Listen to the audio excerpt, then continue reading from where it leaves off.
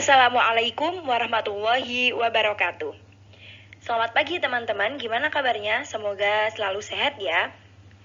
Di sini kami akan mempresentasikan hasil diskusi kami, yaitu judulnya Strategi Wawancara, Hubungan dan Empati. Oke, sebelumnya saya akan memperkenalkan beberapa anggota kelompok saya, yaitu yang pertama ada Arifa Alfiana Nur dengan NIM 1910701007. Selanjutnya adalah saya sendiri, Qatrun Nada dengan NIM 1910701114. Yang selanjutnya ada Devita Lestari dengan NIM 1910701116. Yang selanjutnya ada Zaki Sofwan Bakhtiar dengan NIM 1910701121. Yang terakhir ada Anissa Rahmadita dengan NIM 1910701128. Baiklah teman-teman, kita masuk ke poin yang pertama, yaitu keterampilan teknis. Keterampilan teknis, wawancara klinis secara garis besar dibagi menjadi dua, yaitu yang pertama, pendekatan tidak terstruktur. Yang kedua, ada pendekatan terstruktur. Wawancara dengan pendekatan tidak terstruktur dan terstruktur saat ini digunakan untuk penelitian, praktek klinis, dan pelatihan klinis. Untuk penjelasan tentang pendekatan tidak struktur dan pendekatan terstruktur akan dijelaskan oleh teman saya selanjutnya.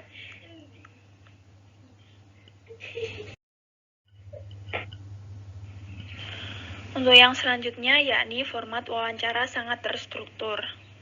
Format yang sangat terstruktur dapat dikaitkan dengan pembatasan anggaran penelitian yang meminimalkan kesimpulan dan penilaian klinis, memungkinkan orang awam yang lebih murah untuk melakukannya mengelola wawancara. Pertanyaan harus dibaca kata demi kata, pewawancara tidak diberi keluasan untuk menemukan pertanyaannya sendiri. Administrasi terkomputerisasi sehingga dapat memaksimalkan standarisasi. Secara umum, waktu administrasi diperkirakan makan waktu sekitar 90-150 menit. Semua pertanyaan adalah tertutup dan balasan diberi kode dengan format ya atau tidak pilihan paksa. Yang terakhir, wawancara harus dinilai melalui komputer.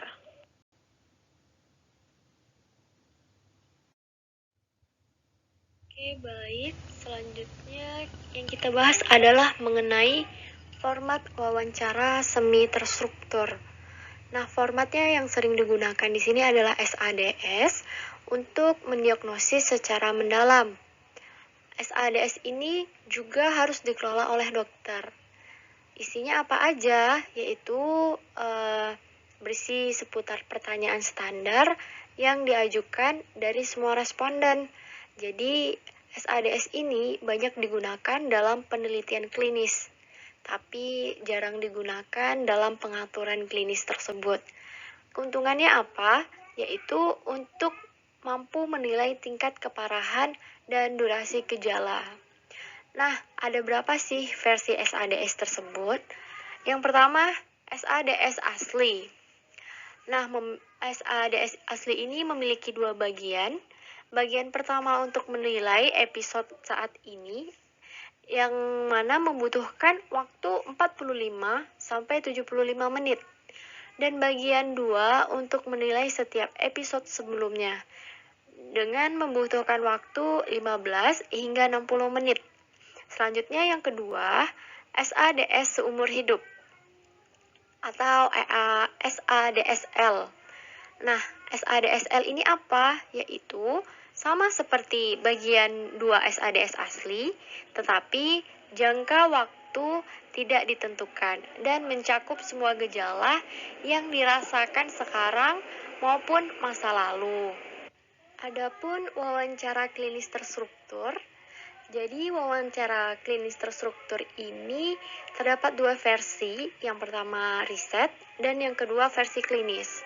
Nah, kedua versi tersebut mencakup gangguan DSM-4, tetapi versi riset lebih mencakup gangguan subtype dan penentu khusus. Jadi wawancara terstruktur ini sering digunakan gitu ya. sering digunakan untuk penelitian-penelitian yang apalagi yang mencakup dalam gangguan dalam DSM-4 gitu. Selanjutnya, ada ringkasan format wawancara khusus. Terdapat beberapa wawancara khusus, ringkasan formatnya berbeda dengan pada tingkatan khusus dan luasnya cakupan diagnostik ya. Dia mempunyai pemilihan ukuran yang berbeda-beda gitu.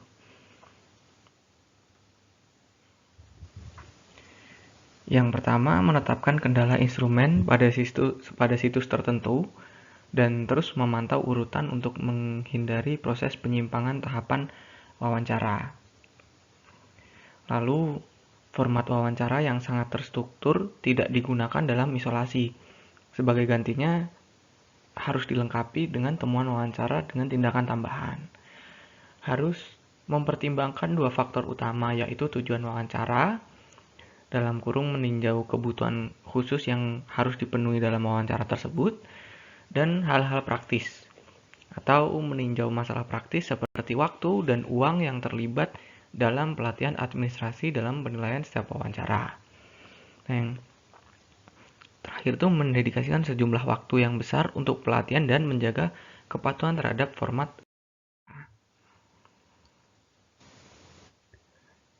Yang kemudian keterampilan interpersonal. Hubungan didefinisikan sebagai aliansi klien atau pembentukan hubungan kerja di mana kedua belah pihak dapat mengungkapkan secara pikiran terbuka dan perasaan bahkan yang rumit atau memicu kecemasan. Nah, hubungan-hubungan ini dapat rusak jika tidak memperhatikan masalah klien dan pertanyaan yang tidak sesuai dengan tingkat kenyamanan klien.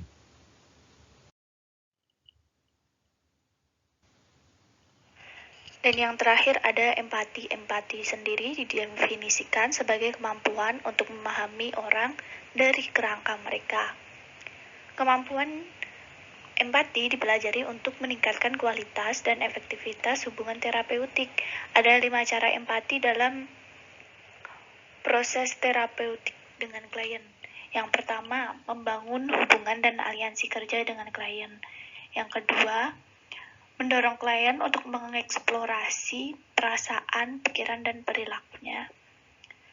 Yang ketiga, membiarkan klien mengeksplorasi ambivalensi menuju perubahan. Yang keempat, menyediakan metode untuk memperjelas tanggapan klien dalam sesi. Dan yang terakhir, menyediakan fondasi untuk intervensi yang selanjutnya. Berikutnya ada 2 jenis tanggapan dalam empati, yaitu yang pertama, memvalidasi respon, dan yang kedua, menetapkan batas tanggapan. Yang pertama, memvalidasi respon. Di sini respon mencerminkan perasaan, pengalaman, dan perilaku klien. Pengaturan respon ditujukan untuk menciptakan lingkungan yang terlindungi dan suasana aman dalam sesi yang berfungsi untuk mendorong pertumbuhan klien. Selanjutnya, menetapkan batas tanggapan. Dengan memanfaatkan tanggapan empati secara terus-menerus, dapat menciptakan lingkungan penyimpangan terapeutik yang efektif. Pada lingkungan seperti itu, tidak hanya menyampaikan pemahaman mendalam mengenai pengalaman klien, sehingga klien merasa menciptakan lingkungan yang aman dan terstruktur untuk mengalami apa yang klien anggap luar biasa, emosi atau pikirannya. Jadi, terdapat 2 kategori untuk wawancara klinis, yaitu pendekatan tidak terstruktur dan pendekatan terstruktur. Untuk format wawancaranya ada 2 macam, yaitu format wawancara sangat terstruktur dan format wawancara semi terstruktur. Dan untuk keterampilan interpersonal ada hubungan dan empati. Sekian dari kelompok ini. Kurang lebihnya mohon maaf. Apabila ada kurang atau ada yang ingin ditambahkan, silahkan. Assalamualaikum warahmatullahi wabarakatuh.